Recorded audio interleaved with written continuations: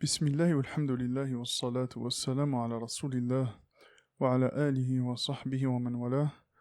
Assalamu alaikum wa rahmatullahi wa barakatuh, chers frères et sœurs. Aujourd'hui, nous allons réciter, Inch'Allah ta'ala, Surat al-Falaq avec les règles de Tajwid. Et puis, nous allons voir les règles présentes dans chaque verset. C'est parti. A'udhu billahi minash shaytanir rajim. بسم الله الرحمن الرحيم قل أعوذ برب الفلق من شر ما خلق ومن شر غاسق إذا وقب ومن شر النفاثات في العقد ومن شر حاسد إذا حسد. Qul. Ici, le qaf est emphatique. Donc, c'est une lettre emphatique qu'on doit prononcer de façon amplifiée. On ne dit pas qul, qul. Il y a certaines communautés qui prononcent en fait leur qaf de cette façon. Qul, ça c'est une erreur dans la langue arabe. Qul, qul. Et on évite de prononcer le qaf comme un kef, parce que là, on va changer le son du verset. Donc, au lieu de dire qul, c'est-à-dire dis, on dit kul, c'est-à-dire mange. Si on change seulement une lettre, le sens du verset va changer. Kul a'udhu bi rabbil falaq, donc ça c'est une erreur très grave. Mais bon, il faut faire attention à les gens qui n'arrivent pas en fait à prononcer le qaf du premier coup, bien sûr. Donc vous avez le droit d'essayer. Et en plus, vous avez deux récompenses. Donc la récompense de l'initiative d'améliorer votre lecture et la récompense de la difficulté. Donc il faut toujours essayer, mais voilà. Sachez que le qaf se prononce de cette façon qo, qo. Donc qul a'udhu. Le alif il est aminci, donc c'est sa prononciation ordinaire. On ne dit pas a'udhu, comme je l'ai expliqué dans la vidéo précédente. A'udhu, a'udhu, a'udhu. Là, on a un allongement naturel de 2 temps. C'est l'équivalent d'une seconde ou une seconde et demie. Donc, ça dépend de la cadence avec laquelle vous récitez le Coran. Qul a'udhu. Ça, c'est un zel et pas un zay. Donc, il faut faire attention. Il ne faut pas changer les lettres du Coran. Donc, za et pas za. C'est comme le the de l'anglais. C'est la même chose. C'est le même point d'articulation. Qul a'udhu bi rabbi. Le ra ici, c'est un ra emphatique parce qu'il y a une fatha. Donc, quand le ra a une fatha, au-dessus, il se prononce de façon emphatique. Donc, bira. On ne dit pas bira, mais bira. Birabbi. Là, on a une shadda. Donc, on tient un petit peu la lettre, ou on insiste un petit peu sur la lettre. C'est comme le stress en anglais. Birabbi. Birabbi. Birabbil falaq. Regardez. Faites attention. Birabbil. Je saute du bas vers le lem. Donc le lem lunaire. Et donc la hamza de liaison, hamzat wasl, ne se prononce pas. Et on l'a expliqué dans les 2 vidéos précédentes. On a dit quand vous voyez la hamzat wasl, la hamza de liaison au milieu, automatiquement la hamza ne se prononce pas. Donc on va du bas au lem directement. Pour lem lunaire, comment la connaître? On a dit qu'il y a des lettres lunaires, comme le fa.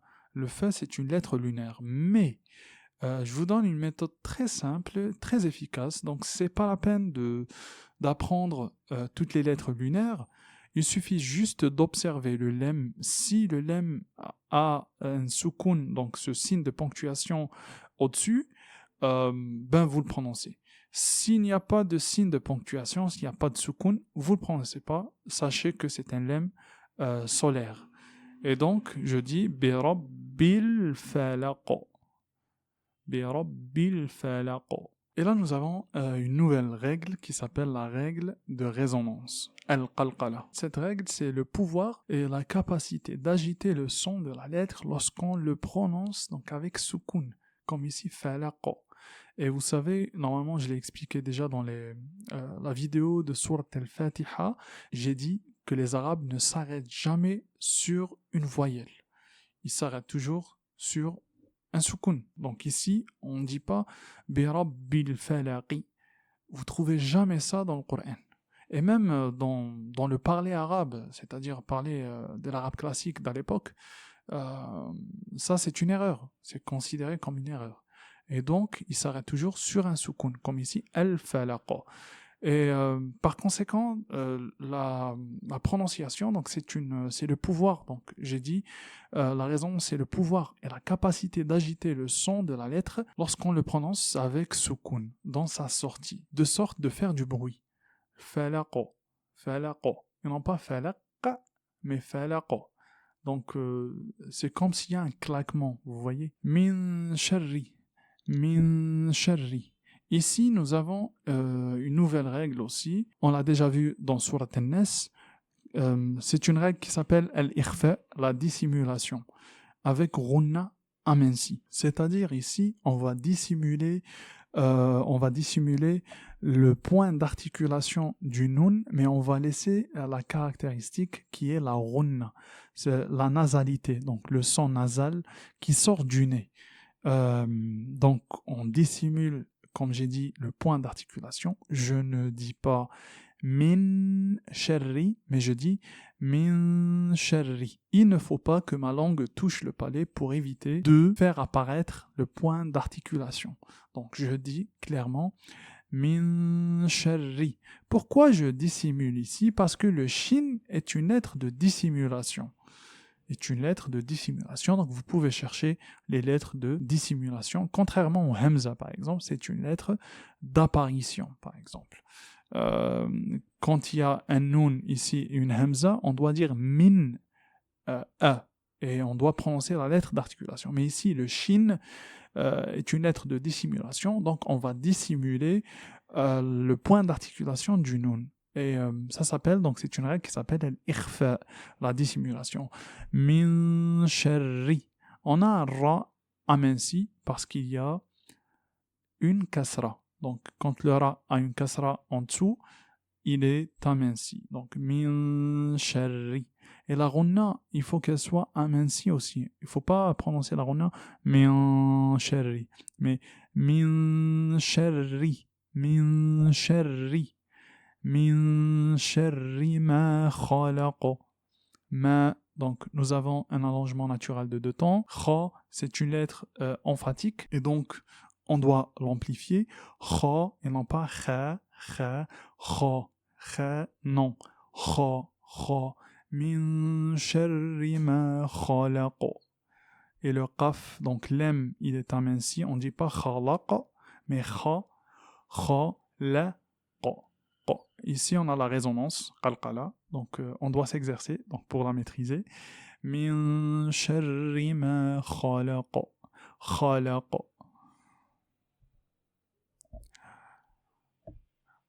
Ici, nous avons aussi la dissimulation, c'est la même règle.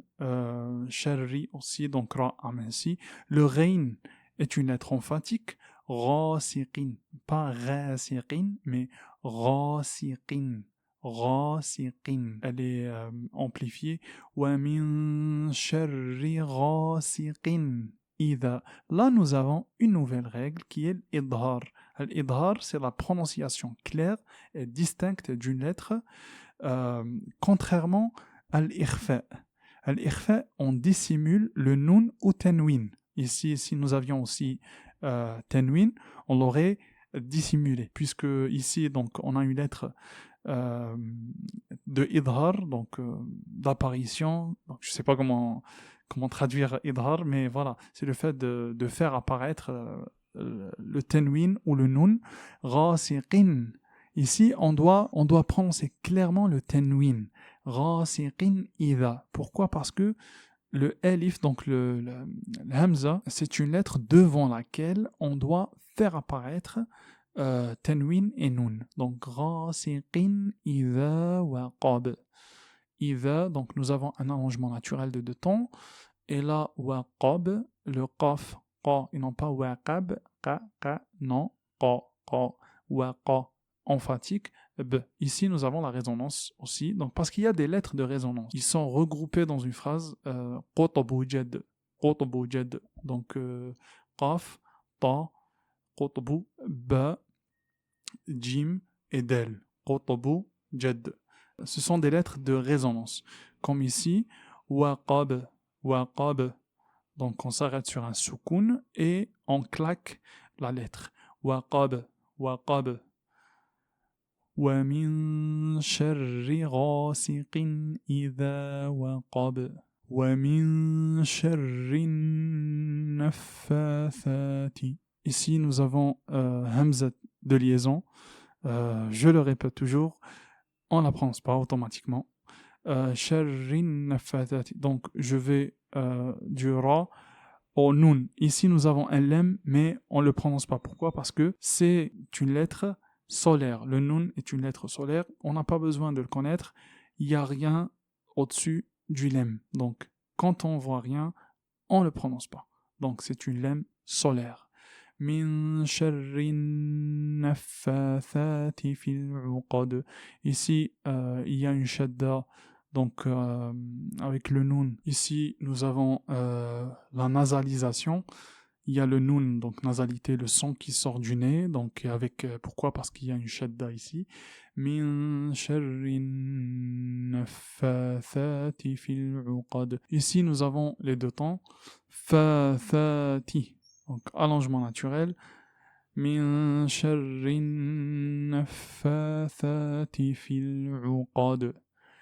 Ici, nous avons prononcé le lem, c'est une lem lunaire. Il y a soukoun, donc on la prononce automatiquement. Qaf, lettre emphatique, et del, c'est une lettre de résonance. Et du coup, on claque la lettre quand on s'arrête. On dit wa min sharri naffathati fil uqad wa min sharri hasidin idha hasad. Ici, c'est les mêmes règles, sauf qu'ici, bon, la règle, on l'a vu aussi, il y a une hamza, c'est une lettre devant laquelle on doit faire apparaître le nun ou le tenwin, et du coup, il n'y a pas de ikhfa, il y a ce qu'on appelle idhar. Donc, il n'y a pas de dissimulation, mais il y a idhar. On dit hasidin idha. Donc, on prononce le tenwin. Hasidin idha hasad. Ici, allongement naturel, allongement naturel. Hasad, le del, est une lettre de résonance, donc on doit la claquer, et du coup, hasad, hasad, hasad. وَمِن شَرِّ حَاسِدٍ إِذَا حَسَدَ. Voilà, c'est tout pour aujourd'hui. J'espère que la vidéo vous a plu. Donc, n'hésitez pas à liker, à vous abonner à la chaîne et travaillez, entraînez-vous pour maîtriser la récitation du Coran et qu'Allah vous accorde la réussite. Et barakallahu fikum, et je vous dis à la prochaine vidéo. Salam.